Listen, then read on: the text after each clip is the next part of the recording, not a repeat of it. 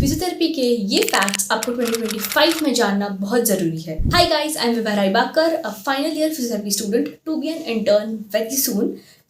इस वीडियो में हम कुछ ऐसे फैक्ट्स डिस्कस करने वाले हैं जो 2025 में बहुत ही ज्यादा इम्पोर्टेंट है। तो अगर आप एक एस्पायरिंग फिजियोथेरेपिस्ट हो या आप फिजियोथेरेपी में एडमिशन लेने के लिए एम कर रहे हो, तो ये कुछ फैक्ट्स आपको जानना बहुत जरूरी है। इन फैक्ट्स को समझे बिना do not dare to take admission in physiotherapy. So let's get started. And yes, if you are new to the channel, consider subscribing for more information and updates related to physiotherapy and some fun vlogs on your way. So now let's talk about the facts.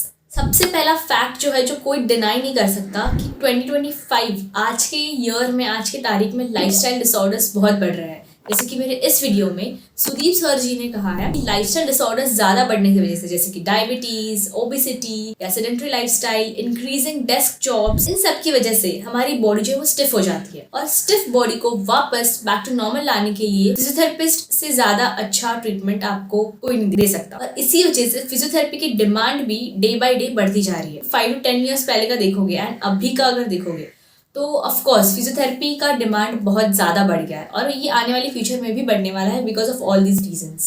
Second आ जाता है कि ये cost effective है, मतलब इसमें आपको ज्यादा खर्चा करने की जरूरत नहीं है जितना हम मेडिकेशंस पे खर्चा करते हैं। और प्लस मेडिकेशंस जो है वो कभी कभी शॉर्ट टर्म रिलीफ होती है, फिजियोथेरेपी भी नहीं। अगर एक्सरसाइज आप रेगुलर करते रहोगे तो फिर आपको कोई दवाई की जरूरत नहीं है, you are on your own. Next ये नॉन इन्वेसिव टेक्निक है, इसमें आप एक्सरसाइज, मोडालिटीज, इनकी बेसिस पर ही पेशेंट को ठीक करते हो या ट्रीट करते हो। फिजियोथेरेपिस्ट पेशेंट को कुछ होम एक्सरसाइज देते हैं जो पेशेंट खुद इंडिपेंडेंटली घर पे भी प्रैक्टिस कर सकते हैं, इससे उनको किसी पर डिपेंड होने की जरूरत नहीं है। हाँ, इनिशियली अगर कोई न्यूरो का पेशेंट हो, स्ट्रोक हो गया या कोई आईसीयू में पेशेंट हो, तो ऑफ कोर्स इनिशियली जैसे पेशेंट ठीक होने लगते हैं वैसे वैसे they are on their own and this is the main goal of a physiotherapist कि पेशेंट को इंडिपेंडेंटली उनके मूवमेंट्स करवाना। This is the main goal of a therapist, क्योंकि आप मेडिसिन ले लेके भी कितना लोगे, इवेंचुअली आपके लिवर पर डैमेज आएगा and at the worst case आपका लिवर भी डैमेज हो सकता है। तो फिजियोथेरेपी इन सबसे ऊपर है। आई एम नॉट सेइंग कि मेडिसिन आर रॉन्ग, मेडिसिन भी जरूरी होते हैं कुछ कंडीशंस में, पर अगर कुछ ऐसे कंडीशंस है जिसमें हम बिना मेडिसिन के रिकवर करवा सकते हैं पेशेंट को, तो फिजियोथेरेपी से अच्छा आपको कहीं और नहीं मिलेगा। नेक्स्ट आ जाता है हमारा सर्जरी।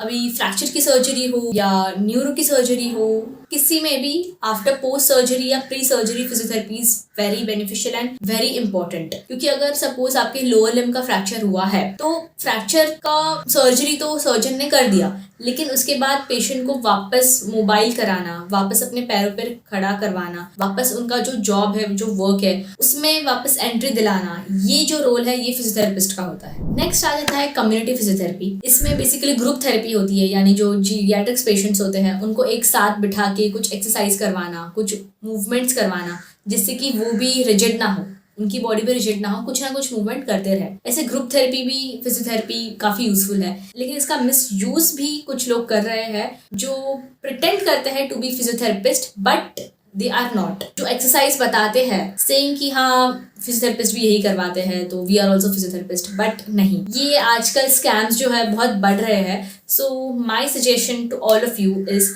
कि अगर आप कोई थेरेपिस्ट के पास जाओ एक्सरसाइज सीखने, तो आप उनका लाइसेंस या उनका सर्टिफिकेशन पहले देखें। अगर वो वैलिड है, अगर वो रियल है, तो ही अपना ट्रीटमेंट उनसे करवाएं। अगर ऐसा ना हो तो क्रॉस क्वेश्चन करने से घबराए ना, उनको पूछे कि ये क्या है भाई। अगर वहां से भी जवाब ना आए, register a complaint against them. So don't get afraid of complaining against wrong things. One more thing I would like to add on this is आजकल इंस्टा पे, यूट्यूब पे काफी सारे एक्सरसाइज के वीडियोस आ रहे हैं जिससे पेशेंट्स देखते हैं एंड दे आर लाइक कि हम ये घर पे कर लेंगे, हमें फिजियोथेरेपी की जरूरत नहीं है।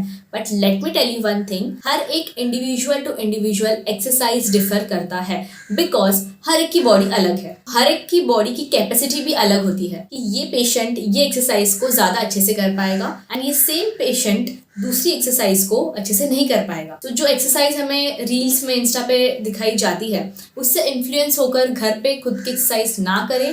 अगर आपको कुछ पेन है तो विजिट और consult your nearest physiotherapist as soon as possible. आजकल टेली रिहैबिलिटेशन भी चालू हो गया है, तो अगर कोई आपके दूर के फिजियोथेरेपिस्ट पहचान के है तो आप उनको टेली रिहैबिलिटेशन के थ्रू भी कंसल्ट कर सकते हैं। यस, ऐसे अगर मैं बात करने जाऊँ तो this is a never ending thing. So if you all want a part 2 on this video, do let me know in the comment section. And yes, if you are an aspiring physiotherapist और a BPT student, तो it is our sole responsibility कि हम लोगों को इस field के बारे में अवेयर करें, उन्हें बताएं कि ये स्कैमर्स कैसे होते हैं और उनसे हमें कैसे बचना चाहिए. Because if we don't support our field और if we don't aware about our field to all the people, तो वो मिसलीड ही होने वाले हैं. एंड अगर आपको ये वीडियो अच्छी लगी हो, थोड़ा सा भी आपको कुछ यूजफुल लगा हो, तो make sure you share this video with your physio friends and not just physio, non medicos के साथ, अपने फैमिली के साथ भी शेयर करें ताकि उनको भी फिजियोथेरेपी फील्ड के बारे में और knowledge हो. For more knowledge about physiotherapy, for more updates in this field, do subscribe to our channel